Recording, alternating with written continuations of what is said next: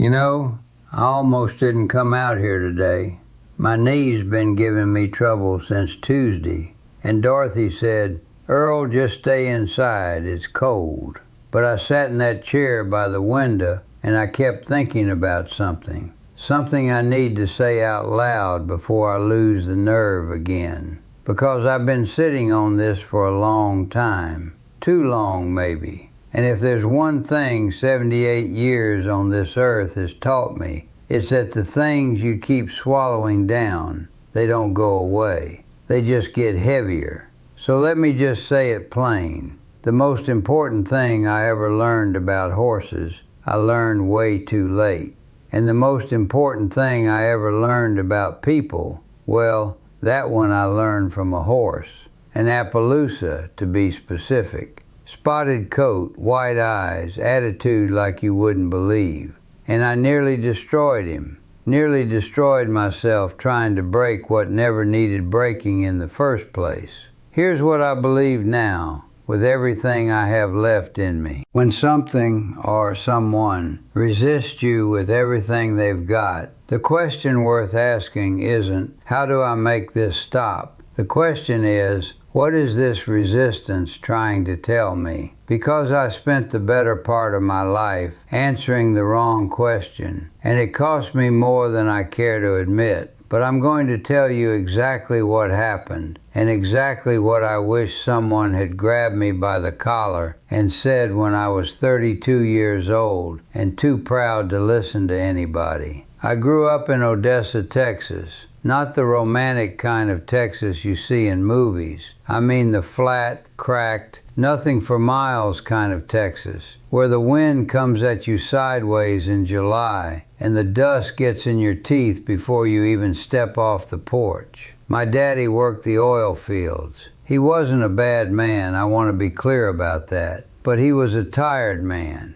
A man who came home smelling like grease and defeat and didn't have much left over for a boy who asked too many questions. I learned real young that if you wanted to be seen in that house, you had to earn it. You had to be useful. You had to perform. Crying got you nothing. Being scared got you a look that made you feel smaller than you already were. What got you noticed was results. What got you a nod across the dinner table was winning something. So that's what I did. I won things.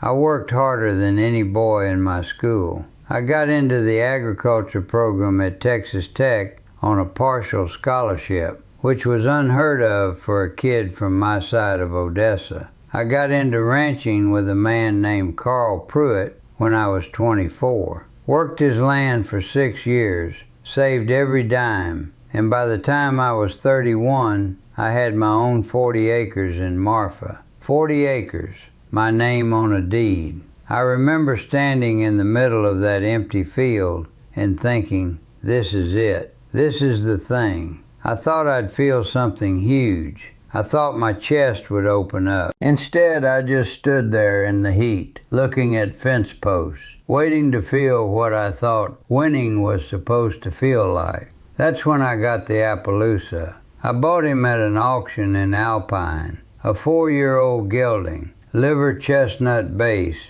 with a white blanket over his hindquarters, and these pale blue eyes that look straight through you like you weren't there. The man selling him said, he's a project, which in horse auction language means good luck and God bless you. I paid $600 for him, which was too much, and named him Gravel, because that's what riding him felt like. Right away, Gravel made it clear he had opinions.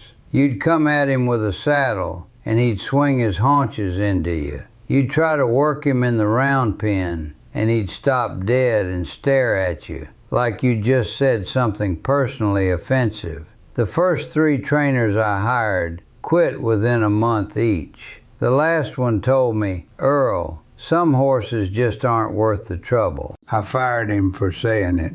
Because see, at that point, Gravel wasn't just a horse anymore. Gravel was proof. If I could break this horse that nobody else could handle, then I was the kind of man I'd been trying to become since I was 9 years old. Standing in my daddy's kitchen, waiting for him to look up from his plate and say, "Well done, son." I spent 2 years fighting that horse. 2 years of rope and round pins and frustration and one cracked rib from a kick I should have seen coming. 2 years. And at the end of those 2 years, I had a horse that would let me on his back for about 10 minutes before he found a way to remind me he was tolerating me, not obeying me. I had won nothing. I had just exhausted both of us. Then my neighbor, an old man named Raymond Sells, 70-some years old, bow-legged, never seemed to be in a hurry about anything. He leaned on my fence one afternoon and watched me for about 20 minutes without saying a word. Finally, I rode over to him, sweating, jaw tight, and he looked at me and said, "You got it backwards, Earl." I said, "What do you mean?" And he said, "You're trying to take something from that horse. You ought to be trying to give him something." Then he walked back to his truck and drove away. That was the whole conversation. I thought about that for 3 days. I didn't want to admit it meant anything,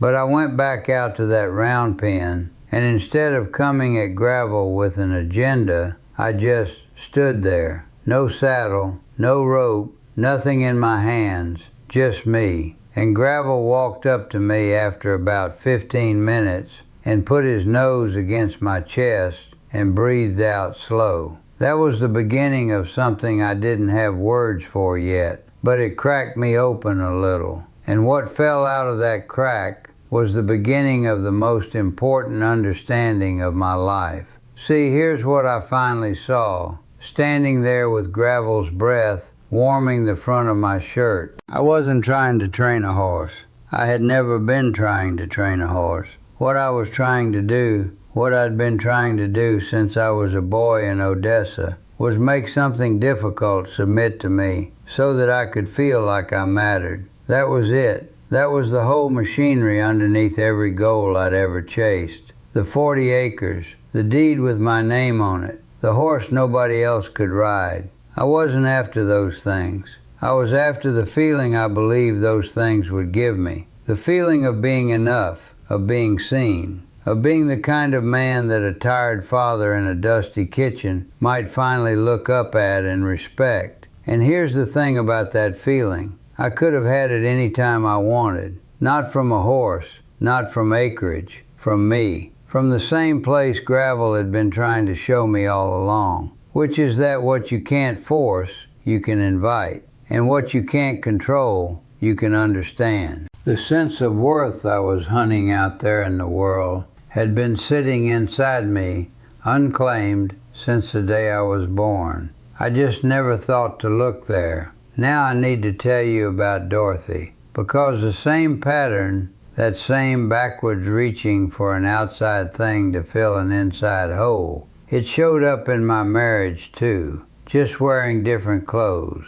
Dorothy and I got married in 1974 when I was 26. She was the most patient woman I ever knew, and I spent 30 years testing that patience in ways I'm not proud of. See, I thought that loving Dorothy meant providing for Dorothy. I thought if I built her a good house and kept the truck running and made sure there was always money in the account, that was love. That was the job.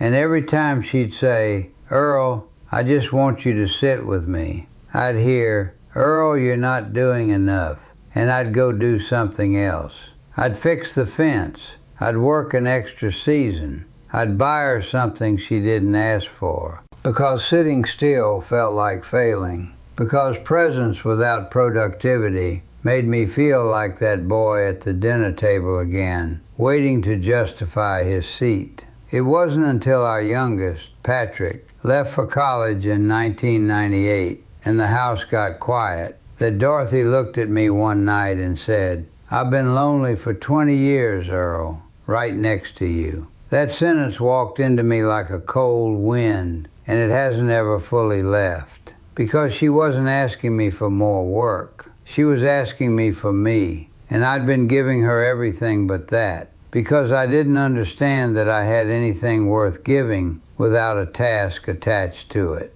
I thought my worth was in what I produced. Gravel tried to teach me that wasn't true. Dorothy confirmed it. It just took me an embarrassingly long time to hear them both. I've watched other men in my life handle this two different ways. My old friend Dale Whitaker. We went to Tech together, stayed close for 40 years. Dale never stopped running. Got rich in cattle by 60, bought a bigger truck every 3 years, kept chasing the next marker. And every time I saw him, he'd talk about what he was building next, what he was about to close, what was almost done. At 73, he had a heart attack in his driveway, survived it. But when I went to see him in the hospital, he looked at me with these scared eyes and said, "Earl, I don't know who I am without something to go after." That's a terrible thing to realize in a hospital bed. That's a terrible thing to realize anywhere. Then there was a man named George Tafoya who ranched about 15 miles east of me. George lost his ranch in 2003. Drought took it. Lost nearly everything material he'd built over 30 years. And I expected George to fall apart. Instead, he moved into a small house in town, started volunteering at the 4-H program teaching kids to ride, and became, I'm not exaggerating, the most genuinely peaceful man I've ever known. I asked him once how he'd done it, how he'd let go of something so big without it destroying him. And George said, "I finally figured out I wasn't the ranch, Earl. I was just the fellow living on it." George found what most men spend their whole lives looking for. He found it by losing everything he'd confused it with. The reason none of the external things ever work, and I mean none of them, not the land, not the money, not the horse, not the achievement, not even the approval of the people you love, is because they're all answers to the wrong question. When you feel empty inside, you go looking for something outside to fill it. And maybe it works for a little while. Maybe you get the thing and you feel something for a season. But the emptiness was never about the outside. The emptiness was a signal that something inside needed attention. The way Gravel's resistance was a signal that something in our relationship needed to change. You can't fill an inside wound with an outside bandage. You just can't. And the tragedy is that most of us spend the better part of our lives buying bandages and wondering why we still hurt. So here's what I want to leave you with, because I'm 78 years old and I don't have unlimited afternoons to say this. That Appaloosa, Gravel, he lived to be 23. Last 5 years of his life, he'd follow me around the pasture like a dog. No rope, no saddle, nothing. Just me and that spotted horse, walking the same ground at the same pace. And in those years, I finally understood what Raymond Sells had tried to tell me over that fence. You can't take peace from something. You can't take worth from something. You can't take belonging from something. You have to bring it with you. And the moment you stop trying to extract something from the world and start bringing something to it instead, everything, your horses, your marriage, your children, your mornings, everything changes. It changed for me. Took me too long, but it changed. And if a stubborn old man from Odessa can learn that from a horse, you can learn it from me right now, before it costs you what it cost me.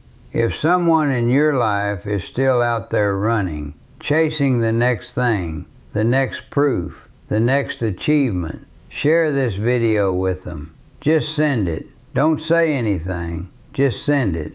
And I want to ask you something before you go. I want you to think about it. Really think about it. And leave your answer in the comments below. What is the one thing you've been chasing? The one goal, the one achievement, the one outcome that you're secretly hoping will finally make you feel like you're enough. What is it?